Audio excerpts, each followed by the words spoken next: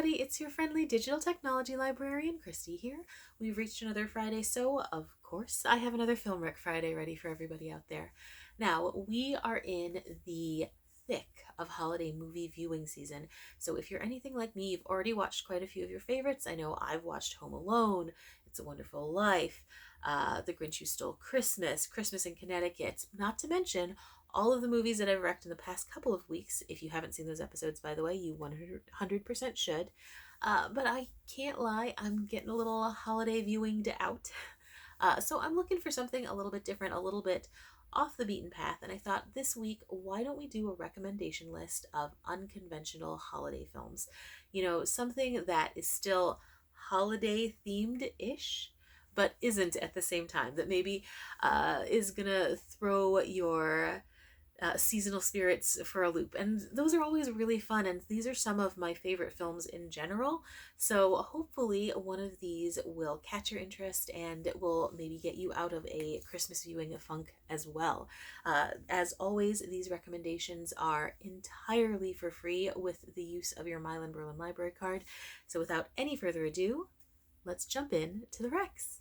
Okay, kicking things off with a pick available on DVD and Blu-ray via our CleveNet service. That is 1984's Gremlins. I love this movie. I have always loved this movie, even when I was a very young child. I love it so much, in fact, that I just screened it for our local community last Thursday. Everyone who showed up had a great time. We had a nice blend of ages. It's just one of those films that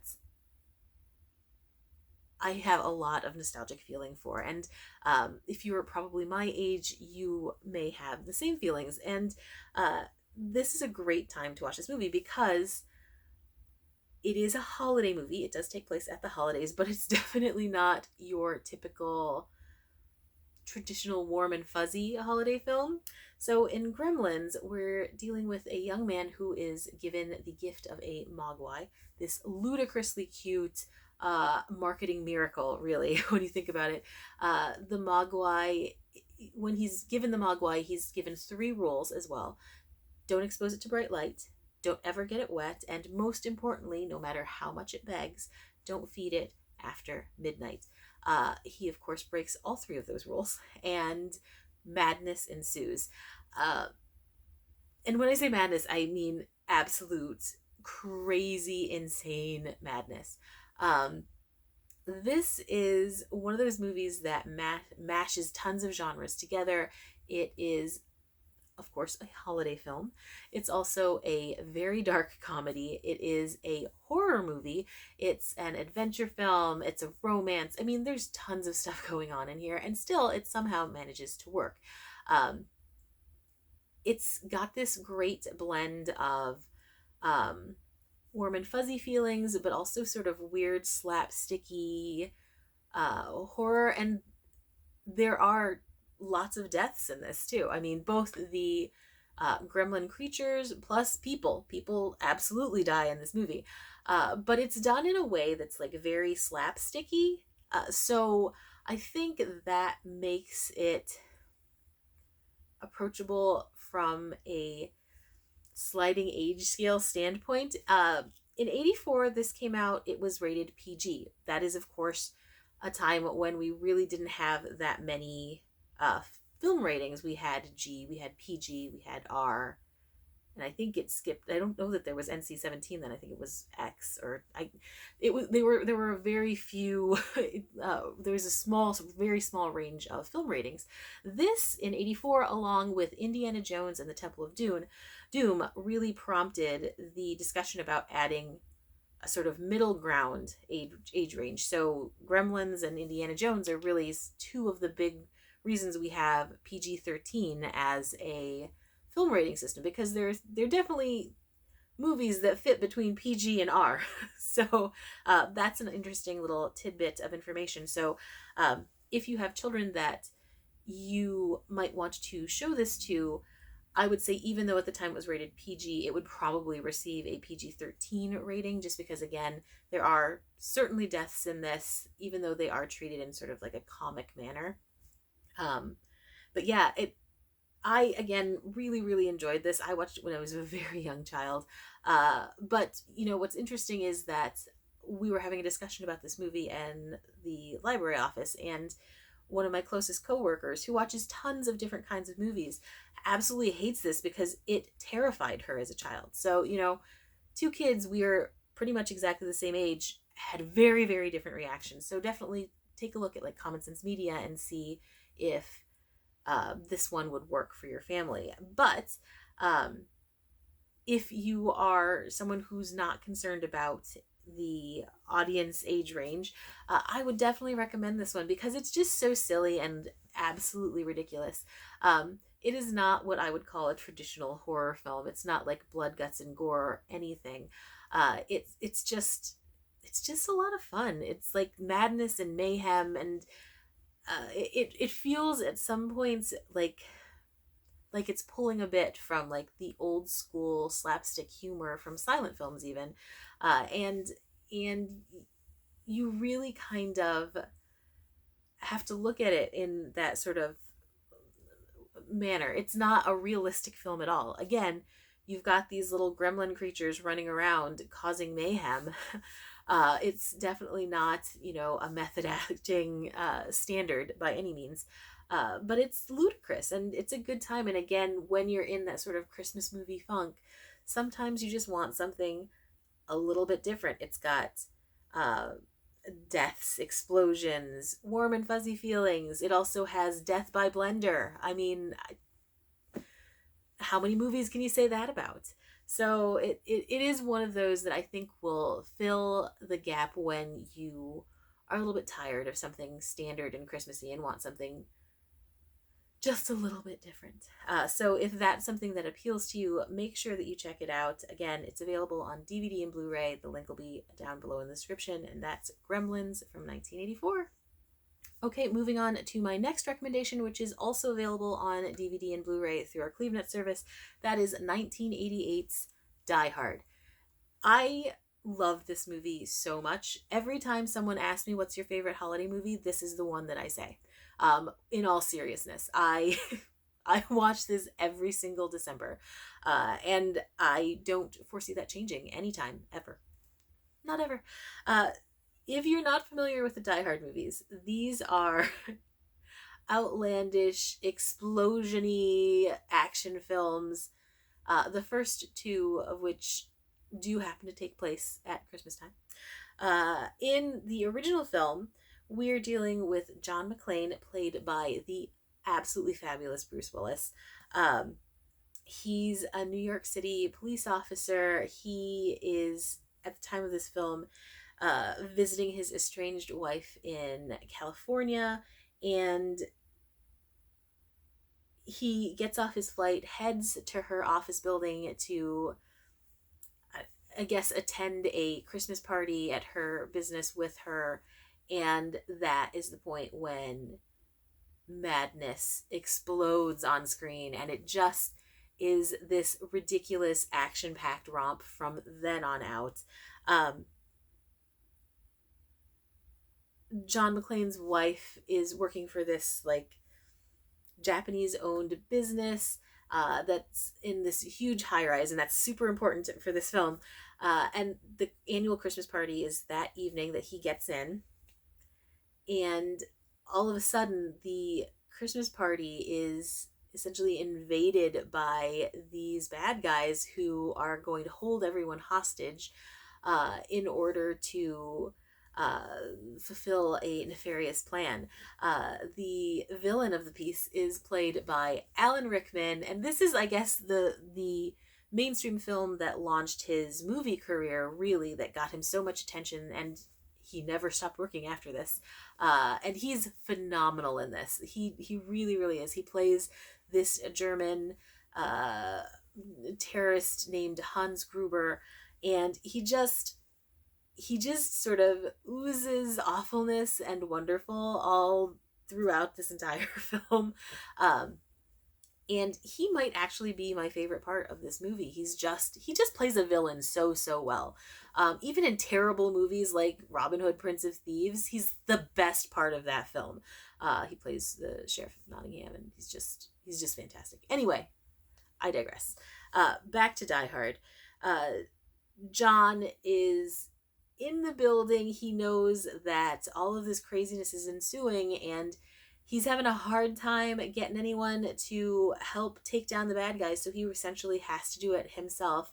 And he is just using his own resources to figure out how to take down each of these bad guys, all while staying hidden within this high rises ductwork and on different constructed floors. And it's just crazy. And there are explosions and gunfights, and it's just the actioniest of action movies. It's got ridiculous catchphrases. I'm sure you've heard many of them, some of which are fabulously profane that I would never repeat on this channel, but you probably already have heard it anyway. But yeah, it's just fun. That's the big thing. It is such a ridiculous, actiony romp of a cinema piece, and again, a really fantastic break from your traditional holiday movie. This is also sort of one of those films that launched multiple careers. I already mentioned Alan Rickman. Bruce Willis was already, getting a lot of attention for the things and projects he was working on, but this one really made him like this hugely popular box office draw. When the movie came out, no one really had high expectations for it whatsoever. People were sort of like, whatevs. But it ended up grossing $140 million, and it was that year's 10th highest grossing film. And the absolute highest grossing action film. So, and yes, 140 million doesn't sound like a lot today, considering we've got all of these massive, massive grossing pictures that we hear about constantly. But at the time, like, that was a big deal, especially for what they'd spent and what people had expected. And it actually received 4 Academy Award nominations for some of the technical aspects. And as far as the behind the scenes stuff goes, it's pretty awesome. Like, some of the things that they were doing were pretty out there, especially for that particular time. So, if you are interested in like an action movie that has really great performances in it, because again, Alan Rickman is ridiculous in this, and Bruce Willis is definitely at his peak in this kind of film. He just does a good job with this kind of character. I mean, it's just his absolute wheelhouse. You've got a ton of other familiar faces in it, and it's just a well put together and executed movie. The technical stuff is really, really cool when you think about the time period. Again, this is 1988, and some of those special effects are pretty solid. I mean, we're talking about a time when you're not dealing with your constant CGI. It's just not. A lot of it's practical and very impressive in that regard. So if you're interested in things like that, make sure you check out Die Hard. If it's been years since you've watched it, watch it again. If you've never seen it, you absolutely need to. Whether you watch it as a holiday movie or just a really good action flick. This is one of my favorites. So once again, available on DVD and Blu-ray from our CleveNet service, 1988's Die Hard. It's an absolute must-watch. All right, moving right along to my next recommendation, which is also available on DVD and Blu-ray via our CleveNet service. That is 1988's Batman Returns. This is my favorite Batman film adaptation. Hands down. Absolute favorite. I'm pretty sure I've watched all of them. The old TV series, the Adam West TV series, of course, Christopher Nolan's Christian Bale version. I've seen all of the DCU Ben Affleck Batman bits. I've seen, the newer Robert Pattinson version. My favorite version of Batman is Michael Keaton's Batman in Batman Returns. Hands down. Absolute favorite. And I know part of that is like nostalgia factor, but it's just so good. Now, comic book movies in general are pretty polarizing. I get that. But this is one that I think most people can enjoy just because it's very, very well executed. It's phenomenally well acted. You've got a fantastic cast. Of course, like I mentioned, Michael Keaton playing Batman. You've got Michelle Pfeiffer in an absolutely iconic performance as Catwoman and Selena Kyle. You've got Danny DeVito playing the Penguin. You have Christopher Walken playing Max Schreck. I mean, this is a cast that is absolutely perfectly selected. Um, Tim Burton's at the helm. He did, of course, the first Batman with Keaton. He intended for that to be the only film that he did with. It was super duper successful, and both critics loved it and audiences loved it. Made a huge amount of money, but he really didn't want to be part of the whole comic book film world, I don't believe. He only agreed to do Batman Returns when he was able to get the studio to give him more creative control over the whole project. So he was able to select writers and build the story. He picked his cast.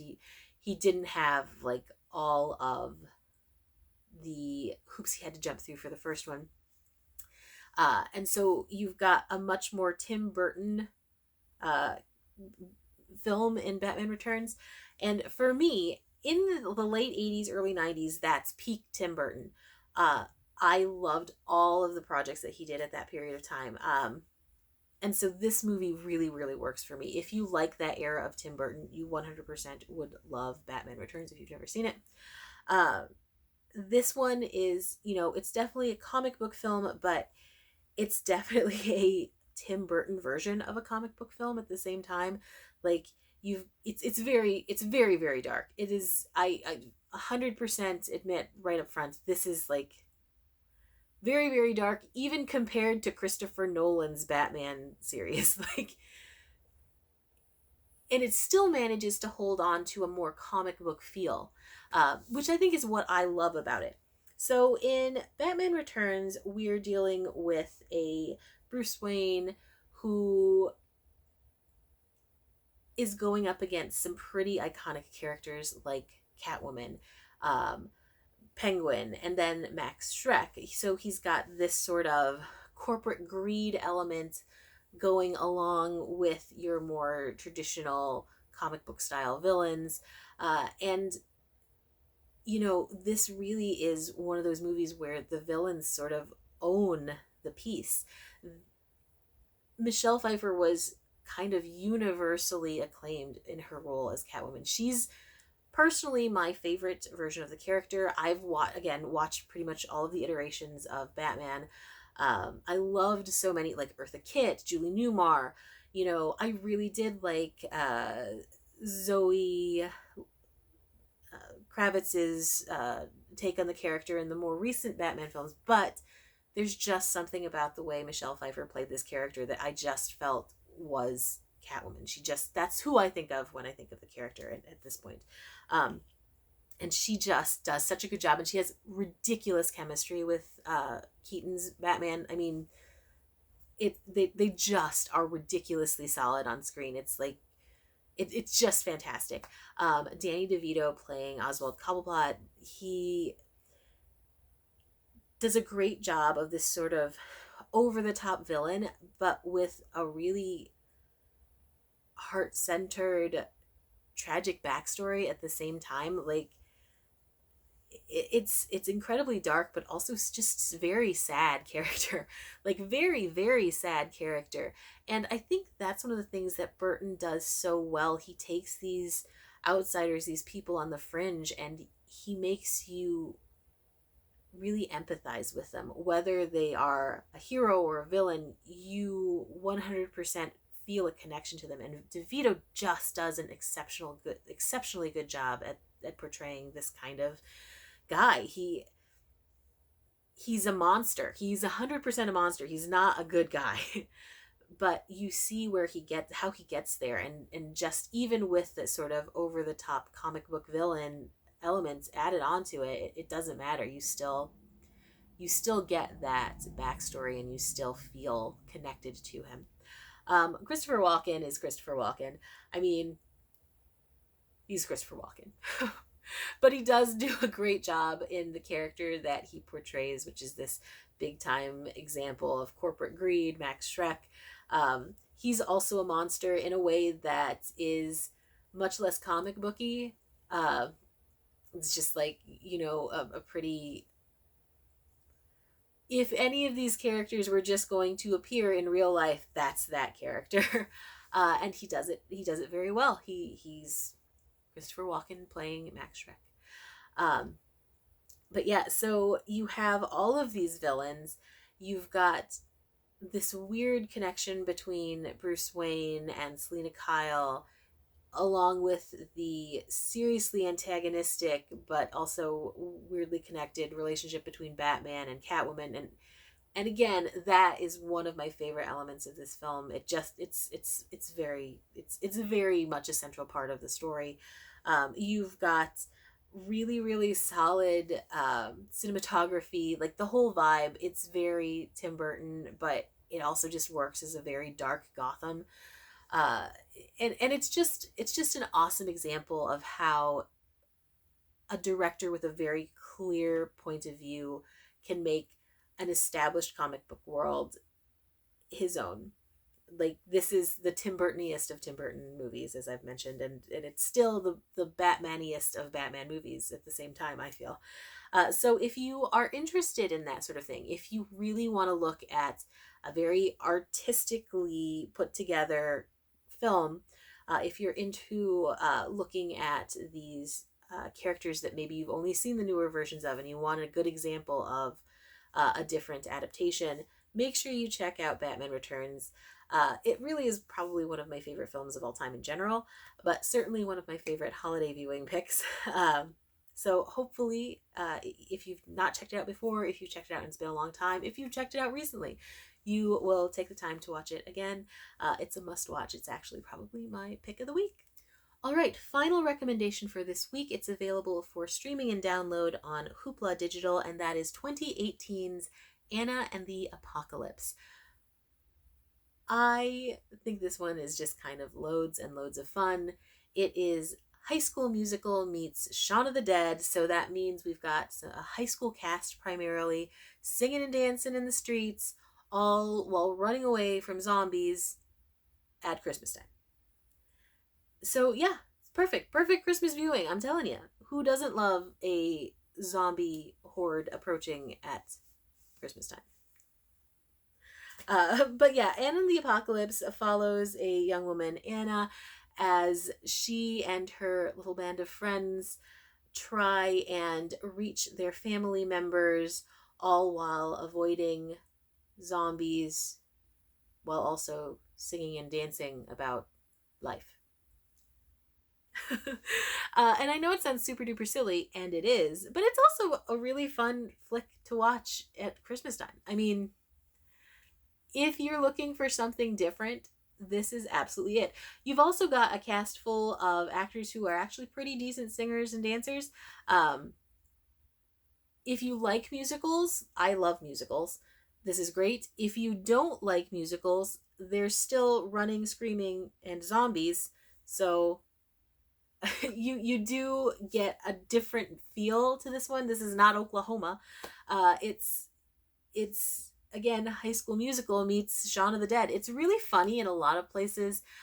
You've got this sort of irreverent uh, cast of characters who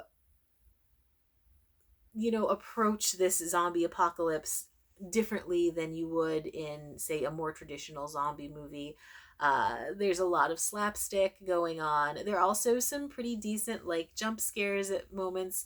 But it overall, it's just like a really fun film. Like, again, I would never have thought to pair a musical with zombies, but somehow it works. You've also got like some familiar faces as far as the older actors go. Like, if you watched Game of Thrones, you'll recognize at least one of the actors, Paul Kay. He plays this sort of blowhard vice principal who's clinging to control and power. Like, you always have those characters in zombie movies. You just do. And of course, they had to have one here, and he plays it to a T.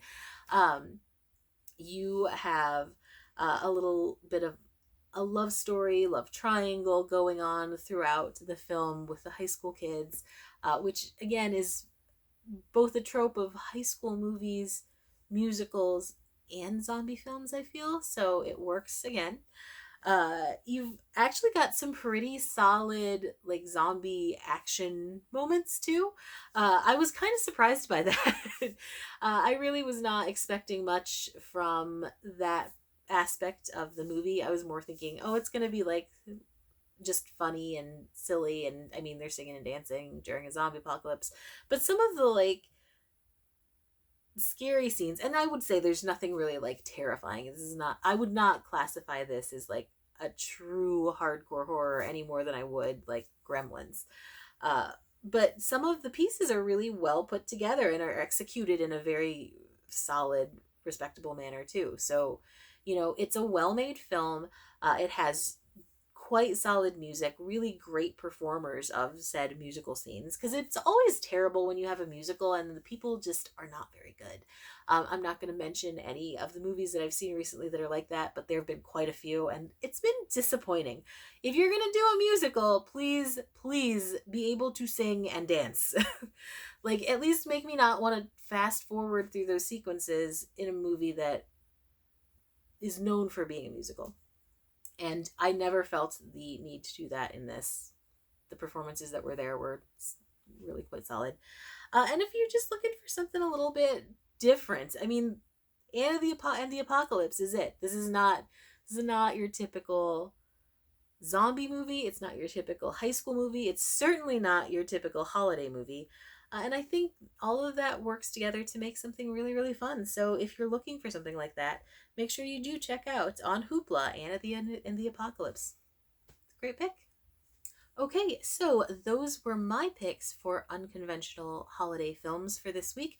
If you have any recommendations that you would like to make about similar off the beaten path holiday movies, please, please, please comment with those below. I know I am, again, definitely in the mood for something a little bit different at this point, so I would welcome any recommendations people out there have.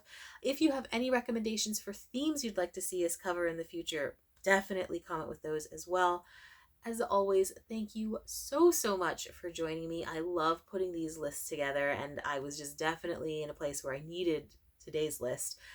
So with that, I'm going to go ahead and sign off. Again, thank you for watching, and I will see you next week.